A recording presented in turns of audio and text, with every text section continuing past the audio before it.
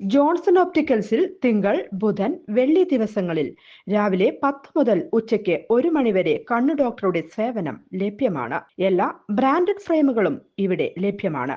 Driving ലൈസൻസിനുള്ള സർട്ടിഫിക്കറ്റുകൾ കൂടാതെ ഡോക്ടർമാർ നിർദ്ദേശിക്കുന്ന എല്ലാ തരം കണ്ണടകളും ജോൺസൺ ഓപ്റ്റിക്കൽസിൽ നിന്നും ലഭിക്കുന്നു.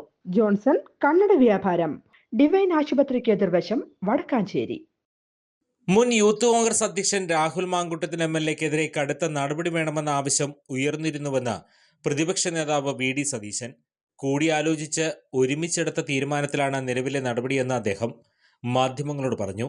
രാഹുൽ നിയമസഭയിൽ വരുമോ എന്നത് പാർട്ടി തീരുമാനിക്കുമെന്നും അത് പിന്നീട് അറിയിക്കാമെന്നും VD സതീശൻ പറഞ്ഞു. കസ്റ്റഡി മർദ്ദനത്തിൽ പ്രതികരിക്കാത്ത മുഖ്യമന്ത്രി പിണറായി വിജയനെ VD സതീശൻ വിമർശിച്ചു. ആരാണ് ആഭ്യന്തര വകുപ്പ് ഭരിക്കുന്നത്? മുഖ്യമന്ത്രി ആരെയാണ് പേടിക്കുന്നത്? ജനങ്ങളോട് മറുപടി പറയണം. DGP അല്ല പ്രതികരിക്കേണ്ടത്, VD സതീശൻ പറഞ്ഞു.